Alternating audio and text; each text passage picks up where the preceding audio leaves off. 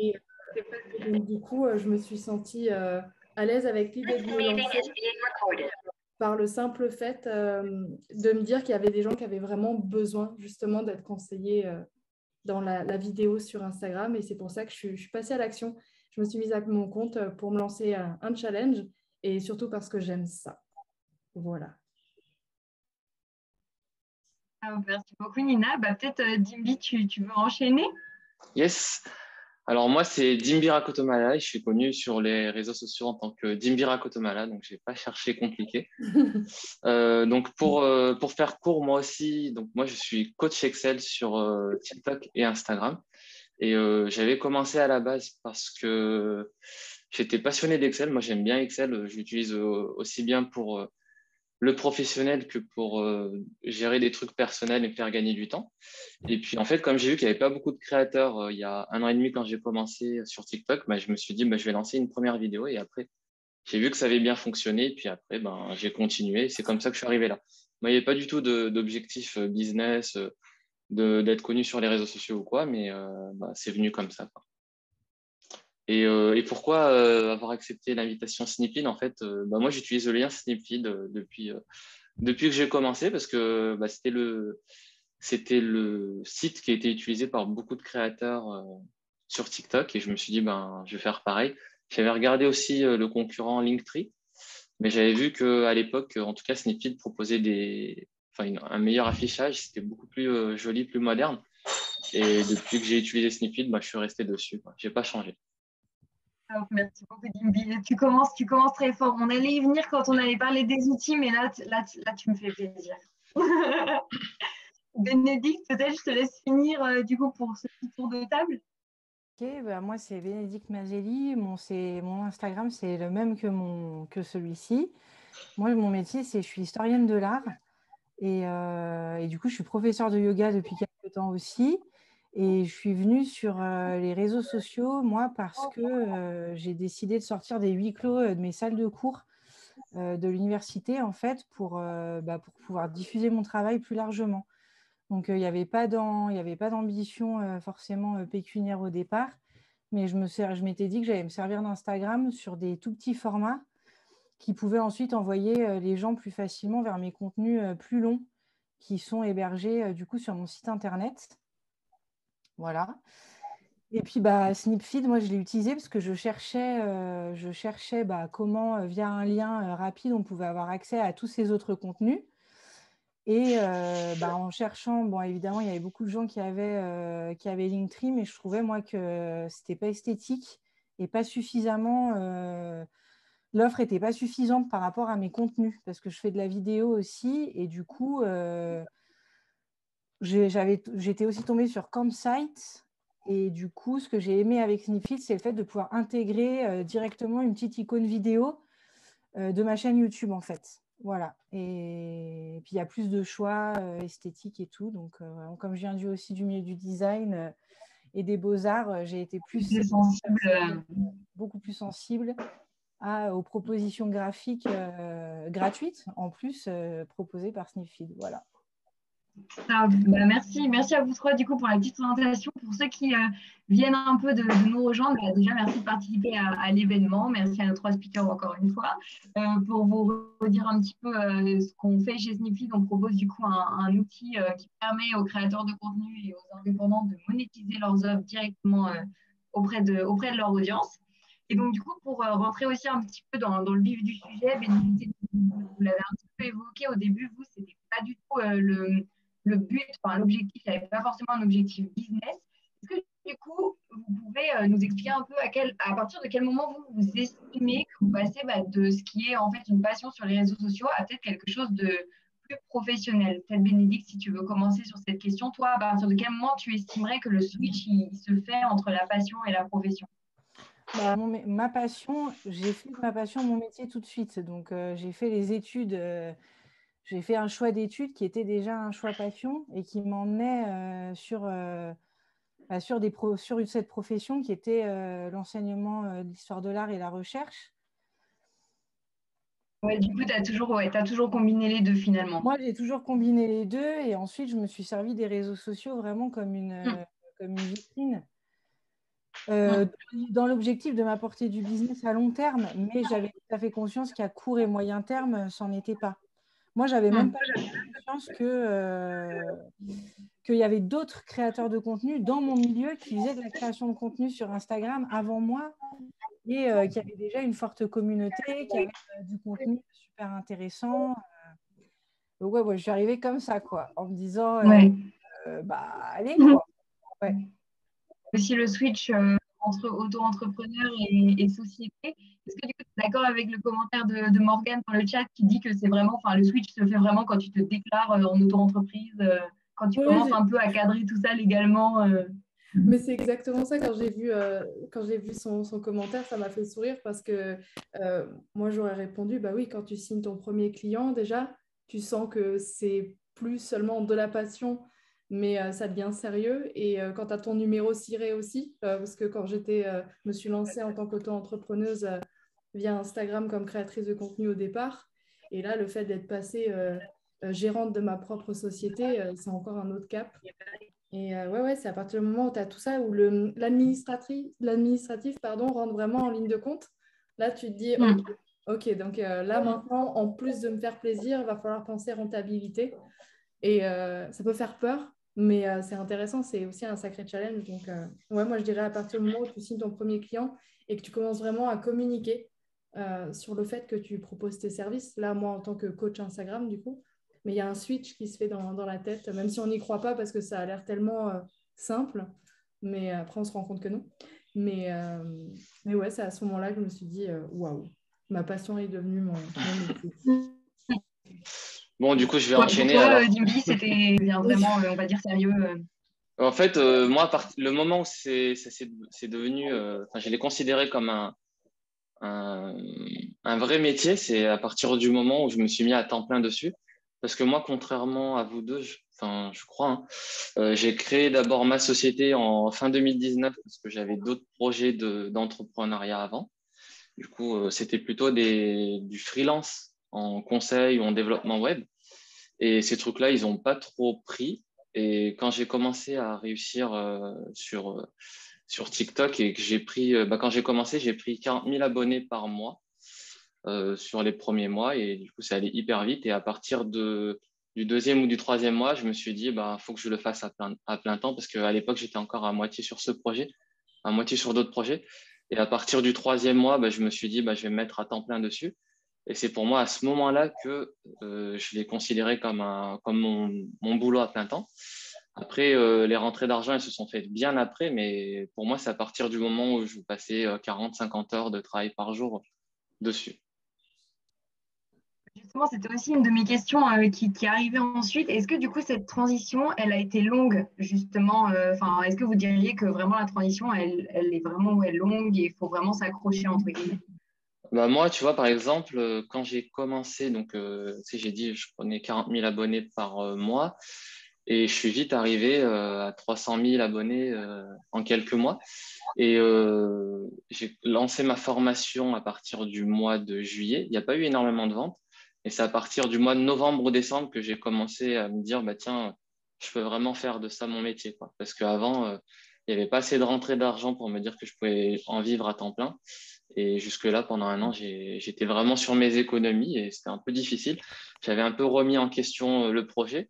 Mais quand j'ai réussi à faire plus de ventes à partir du mois de novembre, c'est là où je me suis dit, en fait, il y a vraiment quelque chose à faire et je vais essayer d'aller jusqu'au bout et l'exploiter au maximum.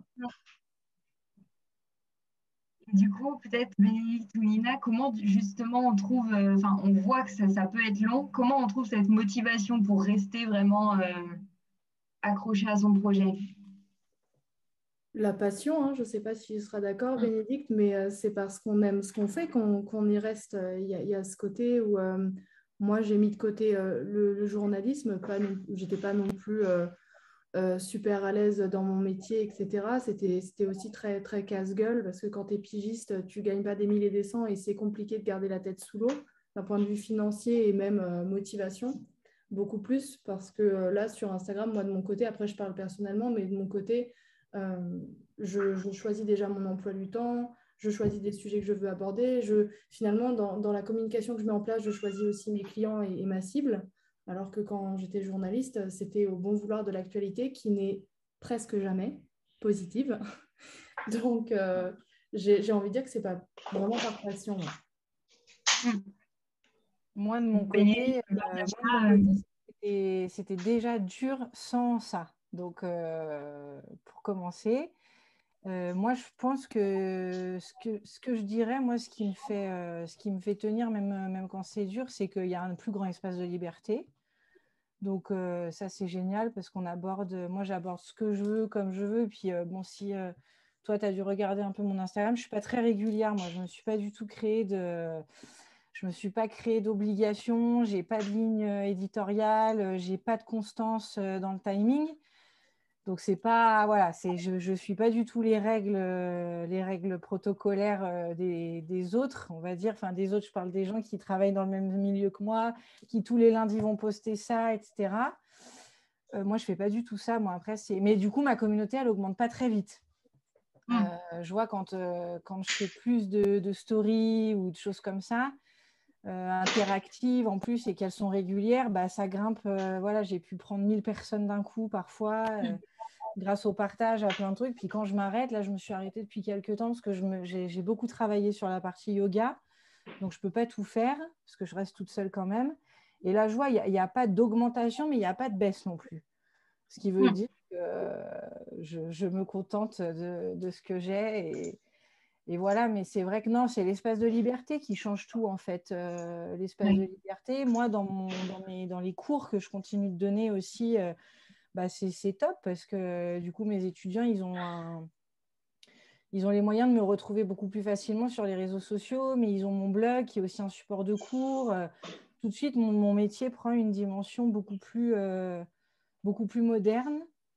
Et voilà, et c'est super appréciable. Et du coup, je peux totalement me libérer bah,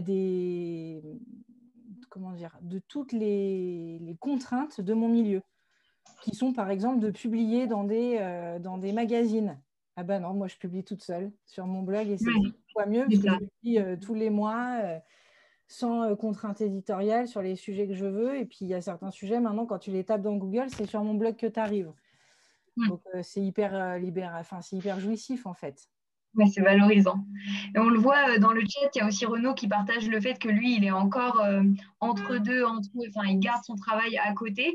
Comment vous gérez, vous, ce côté, bah, je gère plusieurs projets en même temps, je suis un peu dans du multitasking parce que je suis tout seul au final. Donc, toi, par exemple, Bénédicte, là, tu as deux projets très différents. Comment, du coup, tu fais pour gérer un peu bah, le fait d'être sur les deux en même temps?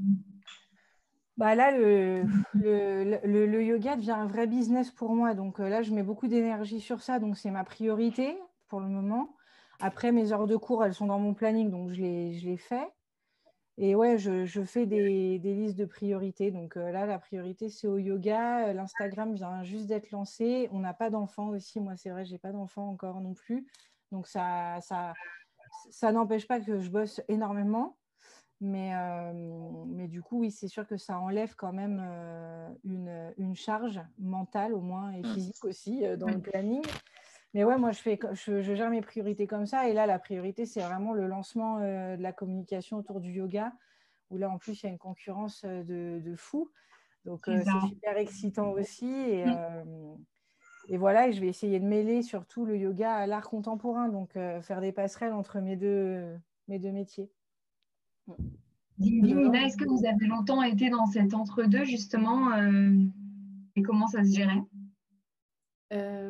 L'entre-deux, il a été seulement quand j'étais encore du coup journaliste. Il y a eu cette période où j'avais Instagram comme, on va dire, une bulle d'oxygène, tu vois. Je pense qu'il y en a certains ici. Je ne sais pas s'il y a des gens qui ont Instagram juste pour le plaisir, qui sont connectés avec nous ici, mais c'était vraiment ça, moi, la base. Il y avait même, et je crois qu'elle existe encore, une catégorie. Tu peux choisir tes catégories sur Instagram, et il y avait la catégorie juste pour le plaisir. Et si je devais en choisir une à l'époque, bah, c'était vraiment ça, c'était pour le plaisir. Et je résonne avec ce qu'a dit Renaud. C'est le fait que vraiment, quand les marques te contactent, là, tu te dis, mais pardon, pourquoi moi? Pourquoi on fait appel à moi? Pourquoi on veut m'envoyer des produits? Moi, j'étais dans le domaine culinaire, vraiment le partage de recettes, le testing de resto à l'époque.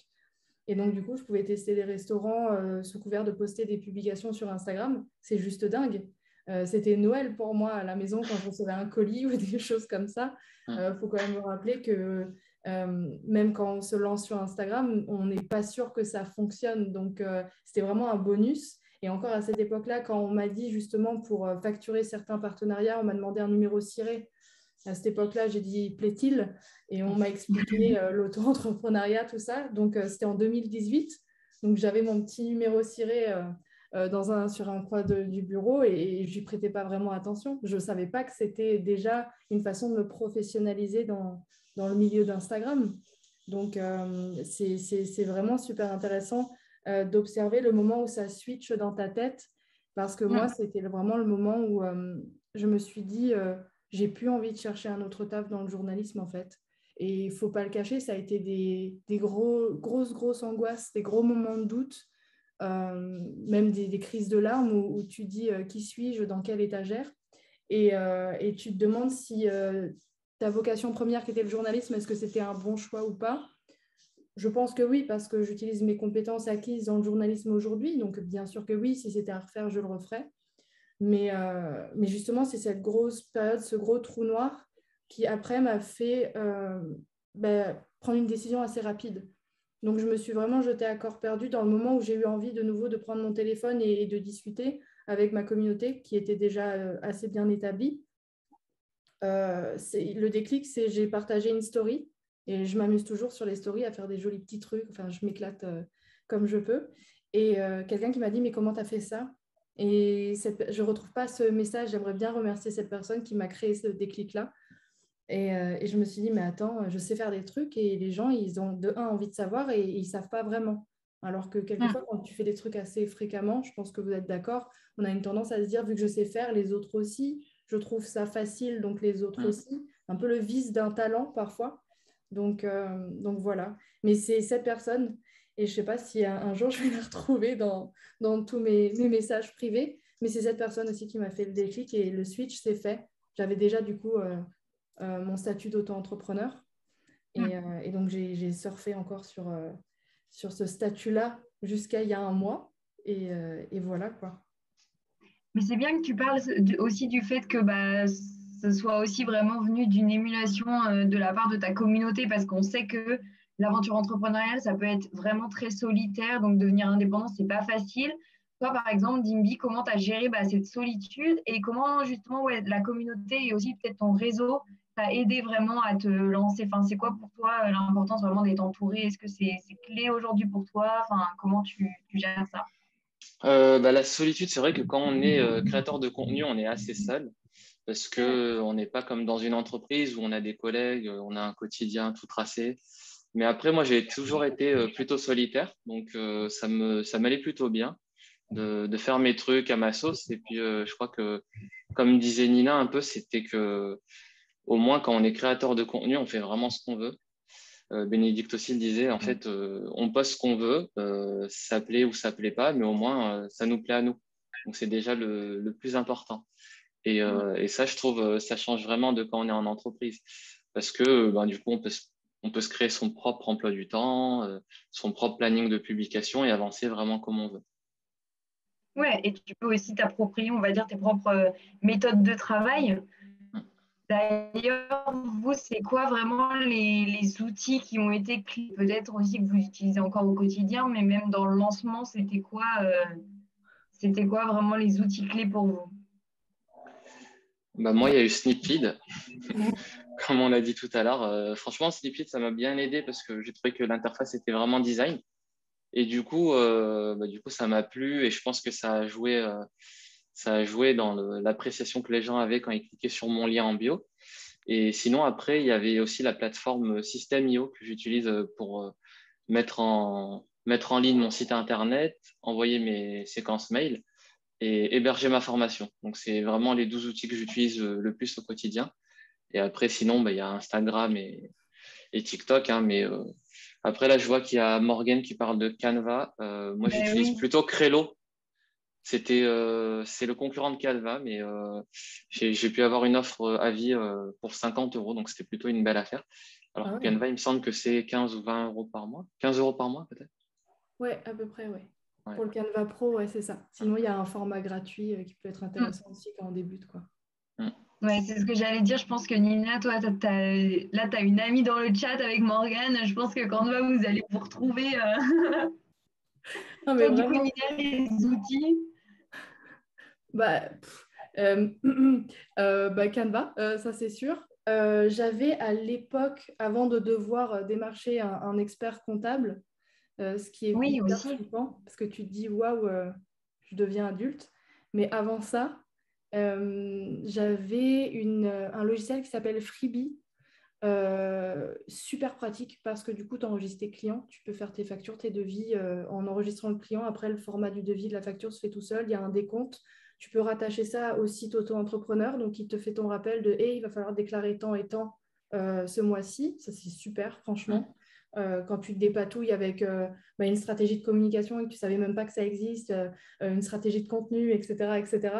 Donc, ça a fait partie de mes premiers outils. Après, il y a toujours la bonne feuille de papier. Moi, j'adore écrire. Je suis très manuscrite, donc toujours plein de calepins partout. Je les collectionne. Et évidemment, Snipfeed qui est apparu. À l'époque, ouais, je sais pas pourquoi. Linktree, je le voyais un peu partout et je trouvais ça un peu austère. Et quand je suis tombée sur Snipfeed, déjà, j'ai trouvé ça hyper ludique et hyper intuitif. Dès que j'ai cliqué dessus, j'avais reçu un mail de votre part. Et j'y suis allée, j'ai cliqué sans grande conviction, sans forcément me dire que ça allait révolutionner ma façon de travailler. Mais après, quand j'ai vu que je pouvais vraiment ajouter, rien que le design, on en parlait justement, le côté où tu peux rajouter ta palette de couleurs, etc. Vu que je suis très attachée à ma couleur dominante sur mon compte Instagram.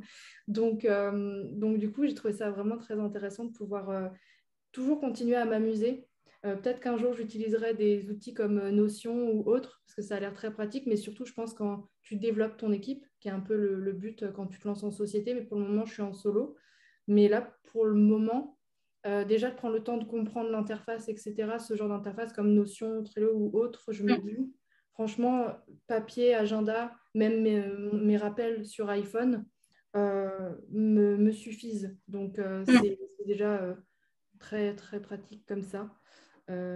Merci Véro d'avoir répondu présent. On te fait directement ta promo dans le chat, je vois. Et oui, mais il y a une de mes clientes dans le chat Ah, là. voilà. Ah, voilà. Coucou Véro. Et Bénédicte, toi, de ton côté, tu disais que tu n'étais pas forcément à te mettre des contraintes au niveau calendrier éditorial, etc. Est-ce que côté outils, toi, tu as vraiment eu des choses qui sont sorties du lot et niveau organisation, est-ce que tu as Oui, oui, oui, oui. d'autres choses à nous partager? Je n'ai pas de ligne éditoriale, je ne me crée pas de contraintes dans la mesure où pour le moment, ça ne me rapporte pas. Entre le rapport temps-argent n'est pas OK, quoi. Donc, j'y vais, voilà. Enfin, voilà, comme je disais, c'est priorité. Par contre, je suis hyper organisée. Donc, moi, mes outils, c'est Excel pour l'enregistrement de mes factures. Parce que moi, je suis auto-entrepreneur depuis bien avant que je me lance comme ça sur les réseaux sociaux, pour la simple et bonne raison que je facturais déjà des prestations d'écriture. Donc, il me fallait que mes prestataires puissent déclarer, et puis moi aussi, en dehors. Donc, du coup, maintenant, je fonctionne que sur la prestation. Donc, ça veut dire déclaration URSSAF mensuelle. Et donc, être au clair. Donc, moi, tout est dans Excel, enregistré par mois et année. Donc, Excel, un super outil. J'envoie des newsletters via Sendinblue. Donc, ça, c'est mon outil newsletter. J'ai trouvé Snipfeed après être chez Sendinblue. Donc, j'ai vu que vous bossiez avec Mailchimp. Donc, je n'ai pas pu lier. Mais ce n'est pas grave. Je peux quand même, les gens peuvent quand même s'inscrire. Je peux consulter un tableur. On peut Donc, quand même exporter. j'exporte et je copie-colle dans ma base. Mais voilà, donc moi, je travaille avec eux, avec Sendinblue pour mes newsletters. Ça, par contre, je suis régulière sur la newsletter. Mais ça ne se voit pas sur les réseaux sociaux, mais les gens qui sont inscrits la reçoivent de manière régulière. Voilà. Et puis sinon, qu'est-ce que j'ai d'autre? Et puis après, évidemment, moi, j'ai eu comme premier outil mon site internet. Donc, j'ai dû apprendre à gérer un back-office de WordPress. Mais c'est top parce que dessus, moi, j'ai mis sur mon WordPress, j'ai aussi, donc ça héberge mes vidéos. mais ça héberge aussi, quand je donne des conférences, mes cycles de conférences sont dessus. Les gens peuvent prendre leur billet directement et ça part sur mon compte Stripe. Ouais, ok. Du coup, ça, c'est des super outils. Ça permet de rien gérer. Et mon compte Stripe est relié à mon compte pro, ce qui fait qu'en fait, il n'y a pas de... Quand on va sur mon compte pro, même si j'ai perdu une facture ou quoi que ce soit, tout ce qui rentre et ce qui sort est professionnel. Et l'auto-entrepreneuriat ne nécessite pas encore un compte, mais d'avoir un carnet de compte. Donc, entre Excel et les relevés de compte, ça marche très bien. Cool. Voilà. Exactement. Ouais, c'est vrai que le côté intégration, c'est vraiment quelque chose, on sait que ça simplifie vraiment la vie. Et nous, c'est aussi pour ça qu'on a intégré pas mal de choses et pas mal d'autres outils à Snipfeed. Et comme vous l'avez mentionné, peut-être aussi pour faire un résumé aux personnes qui peut-être connaissent pas, Snipfeed, ça permet vraiment de monétiser n'importe quelle offre auprès de sa communauté, donc que ce soit des formations, des sessions de coaching, des lives payants, parce que là, on fait un live gratuit, mais vous pouvez aussi très bien décider de faire des workshops payants. Donc, vous avez plusieurs fonctionnalités comme ça dans Snipfeed qui vous permettent de vous professionnaliser et on essaye de donner les outils justement aux personnes dès qu'elles se lancent, mais même après, pour développer leur activité et aussi voir que ça prend et gagner en légitimité. Et d'ailleurs, c'était un sujet sur lequel je voulais un petit peu basculer, ce côté légitimité et est-ce que vous trouvez que vous avez pu avoir des freins et des pensées limitantes et au final, est-ce que c'était plus le côté expertise qui était dur ou le côté psychologique? Qui se sent je vois que Nina, tu réagis. Est-ce que tu as des choses à nous partager par rapport à ça? Franchement, le côté, je ne sais pas si vous êtes d'accord, mais le côté psychologique, il a un impact mais assez violent. Et en plus, ça arrive par vague. Ça veut dire que ça peut être n'importe quoi. Les facteurs peuvent être vraiment divers et variés. Par exemple, ton compte stagne alors que tu es assez actif, ça peut aussi participer et atteindre ton psychologique, même si tu es bien armé et que tu te dis j'avance à mon rythme, etc. Ce qui est aussi mon cas. Je ne me force pas à faire plus que ce que je fais déjà parce que j'ai que deux mains, un seul cerveau, donc de toute façon, même si je pouvais, ça ne marcherait pas. Mais ouais, il y a vraiment cet aspect, par exemple, un petit moment de doute, ça peut être comme je dis souvent à mes clients, c'est un doute, c'est comme un grain de sable qui peut complètement bloquer l'engrenage. Donc, il ne faut jamais les laisser apparaître et ne pas les écouter. Ça, je l'ai appris, j'essaie de développer mon mindset et c'est encore en cours, hein. Je ne dis pas que j'ai trouvé la solution. Ne me démarchez pas pour essayer d'avoir un bon mindset dans l'auto-entreprise, etc. Parce que ce n'était pas mon cas. Ouais, j'avais pas mal d'oreilles autour de moi attentives à mes doutes, donc ça m'a beaucoup aidé. Mais oui, par exemple, douter, angoisser, mettez l'adjectif, l'émotion de votre choix, mais ça peut impacter très fortement, très violemment sur votre expertise. Parce que, par exemple, c'est ce que j'ai remarqué, c'est que je vends un service qui existe déjà grandement sur Instagram. Je dirais pas que l'offre est saturée, mais il y a beaucoup de coachs Instagram. Et les gens ne viennent pas vers moi. Mes prospects ne me démarchent pas, ils ne passent pas à l'action et slide dans mes DM parce que je suis coach Instagram, mais pourquoi je le vends et l'énergie que je donne à ça. Donc, du coup, on se rend compte que le vice, c'est de se dire, punaise, si je souris sur toutes mes vidéos, j'ai intérêt à être positive tout le temps. Alors que non, pas forcément. Ça, c'est un point, une charge mentale qu'il faut s'enlever. Mais je trouve que oui, l'aspect psychologique peut vraiment entacher notre expertise, pas remettre tout en question, même si je pense qu'il y a des contre-exemples, parce que j'imagine qu'il y a des gens qui doivent lâcher, justement à cause de vraiment l'aspect psychologique, se dire c'est trop dur pour moi, j'arrive pas à surmonter ça, je trouve ça trop bancal. Vraiment, montagne russe peut donner envie de lâcher dans les moments de down, mais c'est justement dans les moments du creux de la vague qu'il faut en profiter pour faire de l'introspection et se rendre compte qu'on est sur le bon chemin. Et du coup, on garde la niaque, on reste focus sur nos objectifs et on avance, quoi. Tout en se disant, évidemment, je suis prêt au prochain creux de vague et je l'accepterai avec plus de philosophie. Peut-être des larmes et des petits rongeages d'ongles, mais je l'accepterai et tout en sachant que ça remonte derrière. Et un creux n'est pas forcément dû à notre expertise ou juste à notre façon de faire. Ça peut aussi être dû, par exemple, sur les réseaux sociaux. Rien que les vacances d'été, là, les gens vont préférer sortir et prendre l'air plutôt que rester devant leur écran. Donc, c'est normal de pouvoir observer peut-être une petite baisse d'attention. J'aime pas forcément dire parce que ça fait peur à tout le monde et mes clients les premiers. On va dire une petite baisse d'attention. Donc, il ne faut pas en avoir peur et il ne faut pas tout remettre en question. Il faut se poser les bonnes questions. L'introspection, c'est important. C'est comme un audit. C'est la même chose. Il faut se faire un auto-audit aussi assez fréquemment pour toujours garder en tête sa vision et rester motivé. Mais voilà, ouais, je pense que la technologie peut avoir un impact notable sur notre façon de proposer nos offres, en tout cas. Tu fais bien aussi de parler de tout ce qui va être pression des chiffres et des petits moments de creux. Toi, Dimby, justement, qui est sur TikTok, et on sait que TikTok, c'est une plateforme avec un algorithme un petit peu, on ne le comprend pas trop parfois. Est-ce que du coup, tu as eu ces moments-là aussi et ces doutes et psychologiquement pour toi, comment ça se passe? Ouais, en fait, moi, j'ai eu pas mal de doutes, tu vois, depuis le début, en fait, que j'ai commencé. Parce que, tu vois, moi, au début, j'ai commencé, j'étais jamais sur les réseaux sociaux. J'ai jamais été trop Instagram ou TikTok. Et du coup, à partir du moment où ça m'est arrivé, bah, c'est tombé sur moi, quoi. Tu vois, comme je disais tout à l'heure, il y avait 40 000 abonnés qui arrivaient chaque mois.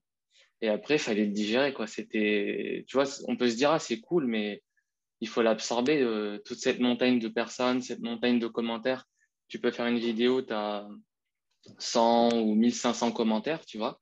Moi, j'essaie de répondre à tout le monde, mais il y a des moments où tu vois, tu n'en peux plus, quoi. Et c'est vraiment difficile. Et du coup, il faut arriver à se détacher de tout ça. Ma contrainte, c'était que je me disais, il fallait que je réponde à tous les commentaires. Et du coup, je me forçais à le faire tous les jours, même si des fois, ça pouvait me prendre 2 heures. Et après, au bout d'un moment, quand il y avait tellement de commentaires, il y a des moments où j'ai dû arrêter de répondre aux commentaires, faire une pause et reprendre quand j'avais l'esprit un peu plus tranquille. Et puis, il y a aussi le fait, du côté psychologique, j'ai trouvé que c'était assez compliqué parce que, tu vois, tu as tellement de nouvelles personnes, tu peux pas être là pour tout le monde et ça peut être aussi un peu frustrant, mais après, bon, on commence à s'habituer, le cerveau, il s'habitue. Et il y a aussi le fait quand moi, je postais des vidéos au début, mon objectif, c'était de faire 5000 vues en 24 heures, tu vois. Quand j'ai commencé, c'était vraiment énorme pour moi, tu vois. Et puis après, plus ça venait, plus le temps passait et plus l'objectif, je le revoyais à la hausse parce que mes vidéos, elles étaient de plus en plus performantes. Du coup, après, je suis passé à 10 000, après à 20 000. Et maintenant, mon objectif minimum pour une vidéo qui fonctionne sur TikTok, c'est 30 000 en 24 heures. Et du coup, en fait, plus tu t'habitues à ce que les chiffres soient hauts, et plus quand c'est pas aussi haut, bah, après, tu es déçu. Tu peux après enchaîner 2-3 vidéos comme ça et te dire, ah, mais qu'est-ce qui se passe? Je fais n'importe quoi, tu remets tout en question et tout. Et en fait, comme disait Nina, faut travailler, poster, et puis après, les vidéos, elles augmentent ou pas. Enfin, faut prendre ce qu'il y a à apprendre et puis faire ce qu'on aime, c'est tout. Je pense que c'est le plus important. Ouais. Et justement, est-ce qu'il y a quelque chose que tu aurais aimé savoir avant de te lancer? Quelque chose que maintenant tu te dis, ah bah oui, bah si j'avais su avant, ça m'aurait soit bien aidé, soit je me serais mieux préparée. Ah, moi, c'est surtout la partie business en fait qu'il y a derrière, parce que comment monétiser en fait le compte, moi, j'avais aucune idée de comment monétiser un compte à part faire des collabs. Et du coup, quand j'ai dû créer ma propre formation, la vendre, en faire la publicité et tout, ça, c'est pas du tout mon métier et j'aurais bien aimé me former en amont dessus pour savoir comment faire exactement et pas perdre du temps parce que j'ai perdu tellement de temps à faire mon site, à le refaire, à le refaire, à passer par différents copywriters. Et au final, je pense que j'ai perdu 3-4 mois avec tout ça à refaire les choses, quoi. Bénédicte, de ton côté, est-ce que tu as des choses justement, des choses que tu aurais aimé savoir avant tes précédentes expériences et peut-être que du coup, tu vas réappliquer là dans ta nouvelle expérience avec le yoga en creusant vraiment sur cette verticale? Est-ce que toi, tu as des choses que tu aurais bien aimé avoir avant? Ouais, je pense que moi, je dirais que ce qui m'a manqué au départ, c'est que j'avais pas bien saisi l'importance d'avoir une charte graphique, des posts impactants, des trucs comme ça. Et que surtout, je ne savais pas du tout les faire. Donc, moi, j'y suis allée en mode on s'en fout de l'image. on la met pas du tout en scène. Et en fait, c'est le texte qui va compter, parce que la fille, elle avait rien compris à Instagram. Et en fait, j'étais super surprise de voir que j'avais bossé, que moi, ce que j'étais en train de parler d'un truc qui pour moi était juste ouf, tellement intéressant, et qu'en fait, tout le monde en avait rien à foutre, quoi. Et à côté, je voyais des gens qui traitaient le même sujet, à peu près, on va dire, d'une autre manière, et eux, ça tapait. Je me disais, attends, quel est le problème? Et moi, j'ai mon conjoint qui bosse un peu dans le marketing, mais pas du tout dans mon domaine. Et il m'avait dit, mais de manière vraiment franco, il m'avait dit, c'est que ton message, il n'est pas cool, en fait. Ouais. En gros, c'est claqué. Et ça m'avait... parce que je suis une universitaire. Donc moi, pour moi, Oui. voilà. Donc moi, j'aurais aimé comprendre ça et me dire que, ben, en fait, il n'y a pas de problème à vulgariser. Moi, je n'avais pas du tout de syndrome de l'imposteur, des trucs comme ça, parce qu'au contraire, je suis hyper experte. Oui. Mais du coup, moi, j'avais plutôt le syndrome inverse de me dire, si tu vulgarises, tu vas perdre ta crédibilité. Et une docteure en une des universités qui vulgarise, bah, c'est un peu con, quoi. Enfin, on va mal te juger et peut-être que tu vas perdre des opportunités. Et ça, c'était limitant. En fait, perdre des opportunités que j'avais en fait jamais eues. Donc, bon, ridicule.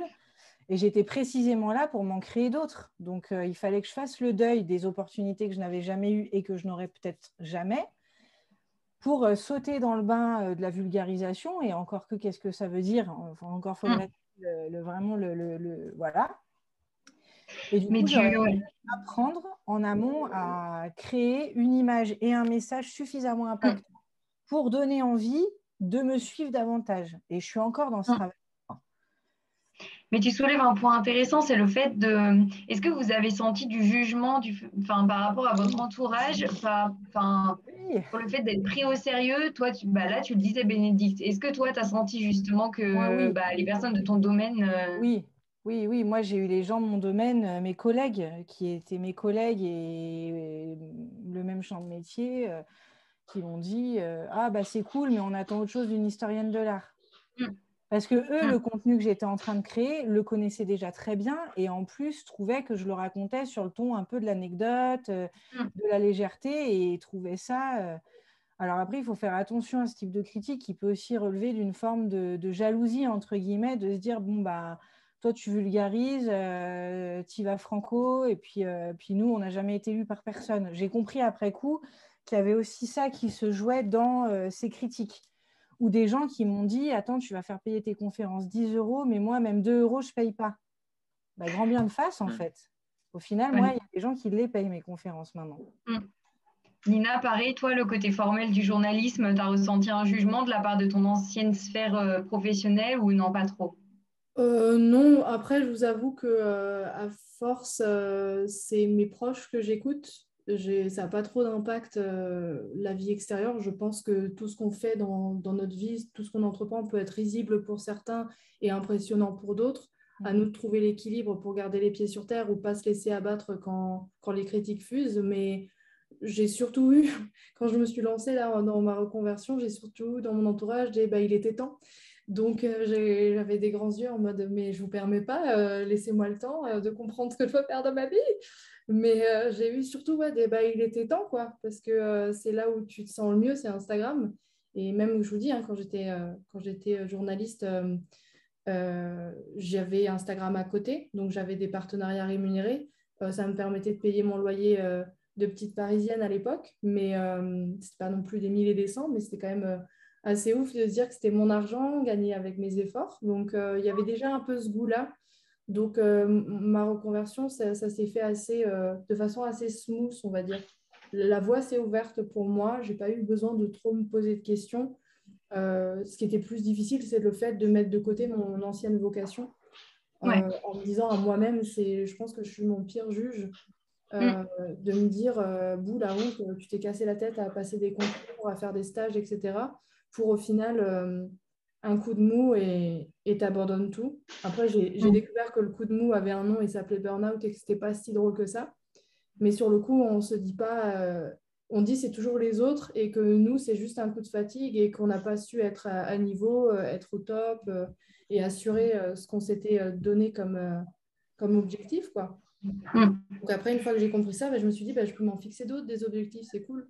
Donc l'autre objectif, c'était un endroit où je me sens mieux, c'est Instagram. Et donc, du coup, le seul truc, c'est que là, vu que maintenant c'est beaucoup plus professionnel qu'une simple bulle d'oxygène, même si je prends toujours mon pied, hein, mais là, il y a vraiment le côté organisation, quoi. On aurait pu me dire plus tôt que j'avais le droit de demander de l'aide aussi, pour former dans le business ou tout ça. Comme là, le simple fait d'être rentable dans un business, parce que là, c'est plus du tout la même chose. Ouais, j'ai un compte professionnel, j'ai un comptable, etc. C'est autre chose. Et rien que ça, de me dire, punaise, je peux investir l'argent que je gagne pour justement me développer, m'améliorer et comprendre là où ça pêche, là où je peux encore aller plus loin, etc.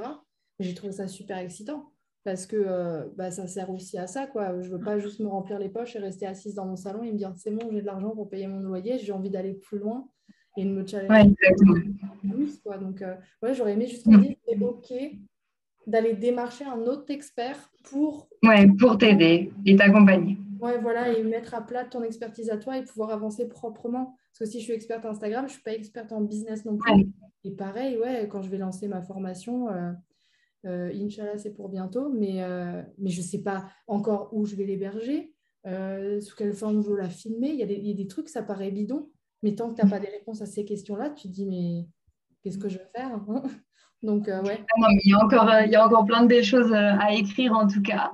Merci beaucoup à tous les trois pour le partage d'expérience. Je veux vraiment qu'on garde une partie interaction. Donc, n'hésitez pas vraiment à poser vos questions dans le chat et même à prendre la parole ensuite. Et du coup, je finirai juste avec une dernière question, le temps de vous laisser réfléchir à vos questions. Si on doit retenir un conseil, mais vraiment en 2 mots, lequel on retient? Nina, je te laisse commencer. Être organisé, penser à sa santé mentale, c'est vraiment le truc le plus important si tu veux te développer professionnellement ou si tu es en train de te développer professionnellement sur Instagram. C'est justement parce que tu t'organises, pas forcément en t'obligeant à poster tous les jours, mais parce que tu t'organises que ça ira. Voilà. Top. Merci. Bénédicte, je te laisse enchaîner. En 2 mots, pareil. En conseil le conseil à retenir pour passer... pour passer à la professionnalisation, elle a raison. Elle a raison, il faut s'organiser et adopter une certaine constance. Tu vois, ce que moi, je n'ai pas fait et on voit nos nombres d'abonnés, je pense que ça parle de lui-même. Ouais, il faut être constant, en fait. Il faut faut définir des contenus. Et ensuite, il faut les créer et se stabiliser dans ce truc-là, ce que j'avais essayé de faire à un moment donné, mais je me disperse. Voilà, on apprend tous les jours. Dimby, je te laisse le mot de la fin. Est-ce que tu as un... Oui, elle avait raison. Après, je relaisse la parole. C'est demander de l'aide aussi. Autant que faire se peut, parce qu'il y a des gens, pour le coup, dont c'est le métier et je pense que ça peut être un vrai tremplin si on a un petit budget de départ, ne pas hésiter à demander vraiment cette aide d'organisation et de développement de contenu quand ce n'est pas notre métier ou qu'on n'a pas d'expérience dedans. Je pense que ça peut être vraiment un vrai booster, quoi. Voilà. Dimby, du coup, le mot de la fin, si jamais tu as un conseil en plus, pas être organisé, s'il te plaît. On sait maintenant qu'on soit organisé. Non, déjà, il faut se lancer, en fait. C'est le premier conseil que je donne aux personnes, parce qu'il y en a beaucoup de personnes qui n'osent pas se lancer. Du coup, elles se disent, il faut d'abord que je me forme sur Instagram, que j'apprenne tout ce qu'il faut sur Instagram, sur TikTok, etc. Alors qu'en fait, la vérité, c'est que vous vous lancez et après, vous voyez ce qui marche pas. Et puis, vous améliorez petit à petit. Et c'est la meilleure façon de faire, je pense. Après, il faut aussi avoir de la rigueur. Parce que moi, dès le début, quand j'avais commencé à poster, je m'étais dit, si je poste, je vais poster tous les jours. Et c'est ce qui m'a permis après d'avoir une belle croissance sur TikTok et aussi sur Instagram. Et donc, de la rigueur, se lancer. Et puis après, la santé mentale aussi. De bien se poser les bonnes questions avant de se lancer. Et puis de toujours se poser les questions sur est-ce que je me retrouve dans mes valeurs? Est-ce que j'aime ce que je fais?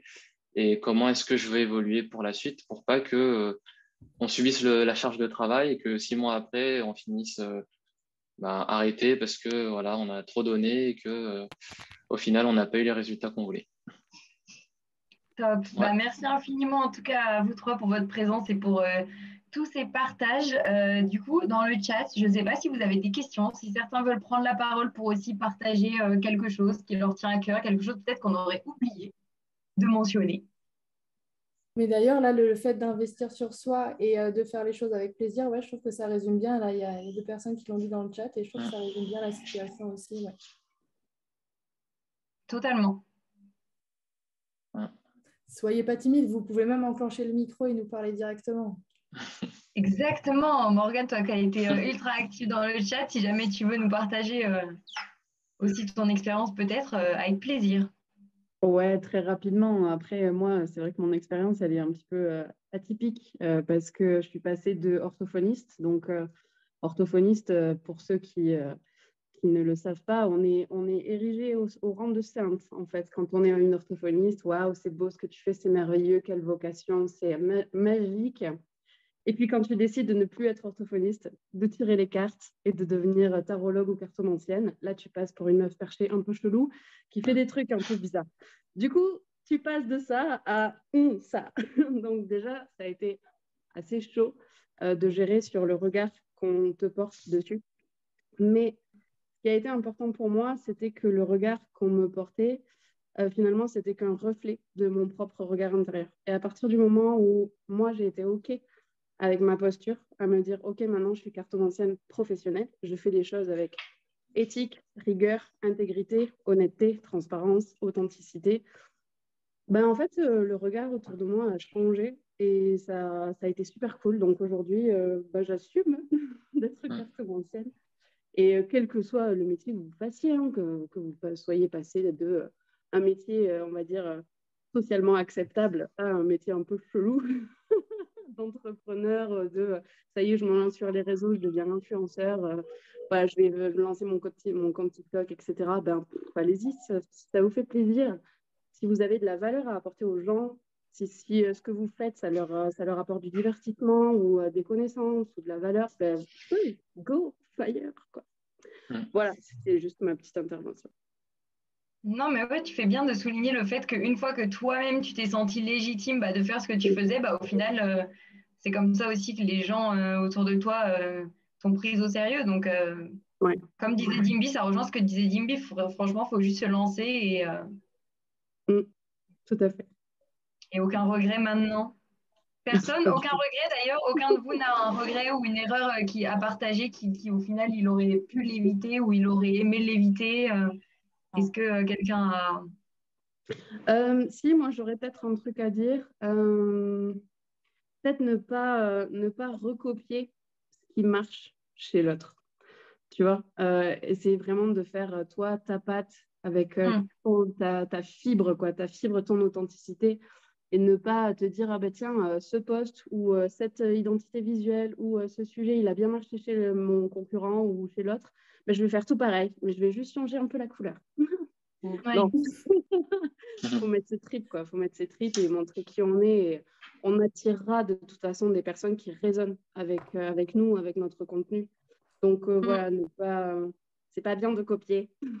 Non, mais puis c'est ce que aussi Bénédicte disait, ça sert à rien de se forcer comme Bénédicte, tu le disais tout à l'heure. Moi, si je ne me sens pas de poster par exemple tous les jours et d'être super régulière sur les réseaux et que je n'y trouve pas pour l'instant un retour sur investissement intéressant, au final, ça sert à rien de juste le faire pour le faire. Après, c'est ce qu'il disait sur la santé mentale. Après, je pense que chacun fonctionne un peu comme à sa manière. Moi, je sais que j'étais pas calibrée au départ pour Instagrammer tous les jours et tout ça. C'est pas mon monde et ça le sera peut-être jamais. Voilà, j'y suis allée parce que j'avais conscience que ça pouvait être une vitrine pour mon travail et pour gagner en visibilité, ce qui était ma vraie volonté de départ. Quand j'ai commencé mes études, je voulais que mon travail soit lu, qu'il soit connu. Alors, pas être une méga star, hein, c'était pas ça, mais dans ce besoin et cette envie de transmettre, je pouvais pas me cantonner à 200 étudiants par an que je reverrai jamais et qui me contraint à répéter beaucoup de choses aussi chaque année. C'était inenvisageable. Donc, j'ai fait un sacrifice de aller sur les réseaux sociaux que je trouve, moi, personnellement, beaucoup trop chronophage, à mon sens, mais ça n'engage que moi. Je préfère la vie non virtuelle. Donc voilà, je ne veux pas y passer trop de temps non plus. Et ça me demande du temps parce que je ne suis pas une experte dans le domaine. Et que je n'ai pas envie de me focaliser sur les engagements et tous ces trucs-là. Je ne veux pas me perdre là-dedans. Donc je le paye aussi d'une autre manière, hein, mais voilà. Et je ne sais plus pourquoi je vous disais ça. Et oui, et donc pour moi, ma santé mentale, il est important que je ne sois pas trop dessus. J'y vais quand je veux, et en plus j'ai constaté qu'affectivement parlant, quand je parlais d'un truc qui me plaisait énormément et que j'avais pas l'engagement que j'avais imaginé, je suis super déçue. Des fois ça me coûte, je mets des jours à m'en remettre, quoi. Je me dis merde, putain, je vais faire quoi après si ça plaît pas, alors que moi j'adore. Donc voilà, tranquille. Soyez vous-même, ouais, c'est ça, authentique. Et du coup, moi ça me demande aussi de pas. Il y a plein de sujets super à la mode. Et il s'avère que ces sujets à la mode, moi, ce n'est pas les miens, ils ne me plaisent pas trop, quoi. Donc, je les traite pas, ouais. Je les aborde pas. Et quand je les aborde, j'ai toujours un esprit critique et tout qui me vaut des DM de psychopathes, voilà. Donc, je sais qu'en plus, je ne suis pas dans la tendance, quoi. Donc, mais cette authenticité, elle plaît à quelques-uns. Et la mode, elle a pour définition d'être très changeante, donc à suivre. C'est à toi d'être précurseur d'une nouvelle tendance aussi. Et oui, pourquoi pas. Et tu sais, ça peut arriver comme ça. Bah ouais. Sur un truc que tu n'avais pas prévu d'ailleurs. On verra. Exactement. Moi, je fais ce que j'aime, c'est tout ce qui sur TikTok surtout. Et faudrait que j'y aille sur TikTok, mon Dieu. Nina, comment tu gères, toi, du coup, le côté authentique, malgré le fait que tu passes énormément de temps. Tout à l'heure, tu le disais, finalement, je me sens parfois obligée d'être tout le temps souriante sur les réseaux, alors que c'est pas toujours mon mood non plus. Bon, j'avoue que les gens qui me suivent, si je suis lunatique dans la journée, ça se ressentira surtout dans les stories. La constance se fait dans les publications, vu que c'est à cet endroit-là que je vais parler de ce que je propose, que je vais expliquer aux gens qui peuvent me faire confiance parce que justement, je suis une experte dans mon domaine d'activité. Instagram, c'est mon dada, les vidéos, etc. Donc, si c'est là où je me concentre, je ne vais pas commencer à parler de mes états d'âme. Ça peut plus être le cas sur TikTok, j'ai remarqué. Les gens peuvent se permettre de faire quelque chose de plus... Pas forcément... Instagram n'est pas forcément moins authentique, mais plus travaillé, demande plus de travail, alors que TikTok a ce côté très spontané, voire ultra spontané, avec des personnes qui peuvent poster jusqu'à 5 fois par jour. Et l'algorithme est très content et du coup va pousser les gens qui sont très hyperactifs. C'est un peu moins le cas sur Instagram, mais du coup, oui, moi, je ne me force pas du tout à sourire. Bien que mon smile, il vient surtout du fait que quand je vais sur Instagram et que je réponds à mes DM ou que justement j'ai une visio avec un client, etc., en règle générale, c'est ça qui me nourrit aussi. Au-delà de payer mes factures, ça me nourrit aussi et ça me motive. Donc, je pense que je me fous pas des injonctions à présenter d'une certaine façon. Ça veut dire que si j'ai les cheveux en pagaille et j'arrive, on se demande si j'ai fait ma nuit ou pas. Je me dis, de toute façon, moi, je ne me focus pas sur ce que je représente d'un point de vue physique. Je n'ai pas envie de capitaliser sur mon physique. Déjà, c'est totalement obsolète. Et je veux que les gens m'écoutent surtout. Et je pense qu'à partir du moment où tu mets ça en place sur ton compte, ça se passe très, très bien, quoi. Les gens ne viennent pas me demander pourquoi j'ai des cernes. Ils viennent me demander pourquoi est-ce que leur réel a fait flop et me demander des conseils sur Instagram, quoi. Donc, j'ai l'impression que ça fonctionne bien. C'est aussi à nous de mettre en place la communauté qu'on a envie d'avoir par le simple fait de communiquer d'une certaine façon, quoi. Dimby, tu valides ce côté plus spontané de TikTok, même si toi, au final, tu es plus sur du contenu qui va être moins centré autour de toi, finalement.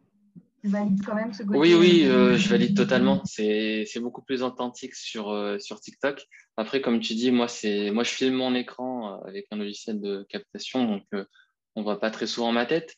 Mais par contre, dans les stories, je suis obligé de faire l'effort d'être un peu souriant, un peu dynamique et d'essayer de partager de la positivité. Et pour moi, ça demande vraiment un effort parce que je ne suis pas du tout comme ça au quotidien. Je suis plutôt assez calme, je parle assez... Ouais, c'est ça, je suis plutôt discret et calme. Je parle plutôt doucement d'habitude et du coup, c'est un effort que je fais quand je fais des stories. Mais après, c'est pas un effort non plus que je fais à contre-cœur parce que c'est quelque chose qu'on m'a toujours reproché depuis que je suis petit et du coup, j'en profite pour m'améliorer sur ces points-là. Tant que tu dénatures pas le propos et que tu restes à l'aise avec ce que tu fais, ouais, c'est ça. Ce que je dis toujours, faut pas se laisser avoir par le syndrome Thibaut InShape aussi, qui est un YouTuber qui a eu tendance à se faire connaître parce qu'il hurlait au début de ses vidéos. Donc, faut pas non plus se laisser trop se dire que c'est juste comme ça que ça fonctionne. Même moi, au début, j'essayais de faire des choses très, très, très dynamiques, mais je me rends bien compte que quand je parle d'Instagram, j'ai envie de me poser parce que justement, j'ai envie de bien expliquer. On parlait de la vulgarisation, c'est pas forcément plus court et plus facile, même au contraire de vulgariser. Donc, du coup, non, c'est intéressant aussi TikTok pour apprendre à communiquer autrement, etc. Chaque fois qu'on change de canal de communication, de toute façon, c'est intéressant de s'approprier les codes et de voir un peu, prendre la température et voir comment ça fonctionne, quoi. Écoutez, merci infiniment à toutes les personnes qui ont participé à ce webinaire et puis spécial dédicace du coup à nos trois intervenants. Vraiment, merci encore à tous ceux qui sont venus sur ce live. N'hésitez pas vraiment à contacter aussi toute l'équipe, que ce soit en DM Instagram, si jamais vous voulez des informations sur Sniffy, la manière dont on accompagne les créateurs, ou même être mis en relation avec les personnes qui étaient avec nous ce soir. N'hésitez surtout pas à nous contacter du coup sur notre compte Sniffy sur Instagram. Et puis je vous souhaite une super belle soirée et j'espère que vous étiez aussi heureux que nous d'être avec nous tous ce soir. Merci pour ce moment et pour l'invitation, ça fait vraiment plaisir, c'était un chouette moment. Merci beaucoup. Merci beaucoup. Merci. À la prochaine. Très belle soirée à tous. Ciao. Merci. Ciao.